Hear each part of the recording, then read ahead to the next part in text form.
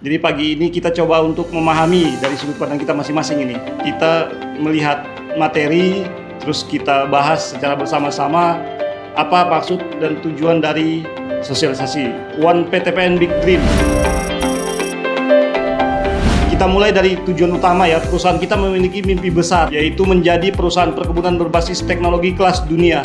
Nah, ini melalui penguatan SDM Entrepreneurs. Tadinya Nusantara Planters menjadi Nusantara Entrepreneurs. Jadi istilahnya teknologi secanggih apapun tidak akan berguna tanpa orang-orang di baliknya gitu ya. Kita lah orang-orang di baliknya itu. Jadi kita perlu mengubah diri dari sekedar Nusantara Planters, perkebunan biasa, menjadi Nusantara Entrepreneurs. Kalau mengutip dari perkataan Ibu Endang kemarin, transformasi ini bukan sekedar gaya-gayaan katanya, melainkan karena pekerjaan kita berdampak langsung pada kelangsungan ketahanan pangan dan energi nasional. Nah, apa itu entrepreneurs? Jadi entrepreneurs itu ada 3 entrepreneurs DNA.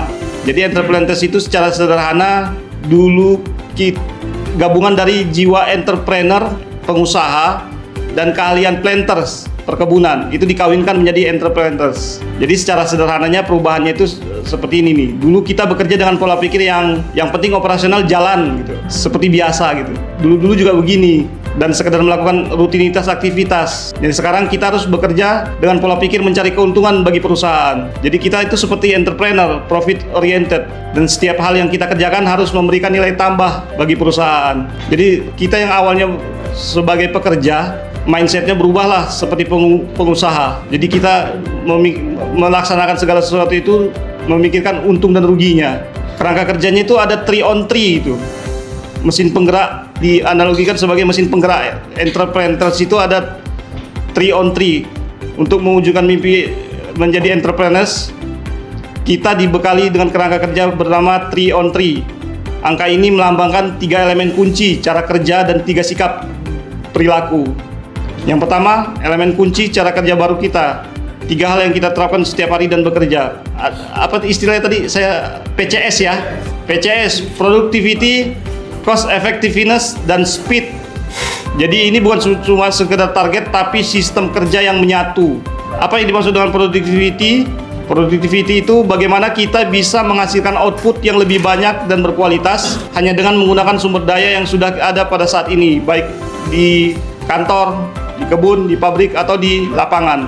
Jadi sumber daya yang sudah diberikan kepada kita itu yang harus kita manfaatkan semaksimal mungkin. Cost, hemat, bagaimana kita bisa bekerja dengan efisien dari segi waktu, tenaga, dan bahan sehingga biaya bisa ditekan. Jadi mengawinkan 3 hal ini Bapak Ibu ya, mengawinkan speed, mengambil keputusan, dan ritme kerja harus lebih cepat dari sebelumnya, tetapi tetap searah dengan tujuan perusahaan. Ketiga elemen kunci yang kedua, ECL. Apa ini? Kalau ECL ini diibaratkan menjadi kapabilitas kepemimpinan. ECL ini setiap dari kita dituntut memiliki jiwa kepemimpinan dengan prinsip ECL. Jadi kita itu semua kan pemimpin ini di perusahaan kita ini, kita sudah karyawan pimpinan semua. Jadi kita diharapkan mempunyai jiwa kepemimpinan yang berdasarkan dengan prinsip ECL ini, exceeding expectation, melampaui ekspektasi.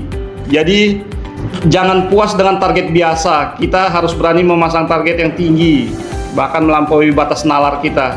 Jadi kita harus selalu menerapkan standar aspiratif yang melampaui batas nalar melalui strategi agresif yang tepat sasaran. Strategi agresif tepat sasaran.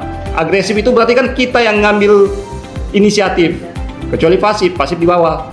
Kalau agresif, kita yang mengambil inisiatif, dan inisiatif yang kita ambil itu harus tepat sasaran, didukung berbagai alternatif solusi terencana untuk mencapai hasil di atas target serta mencapai nilai tambah.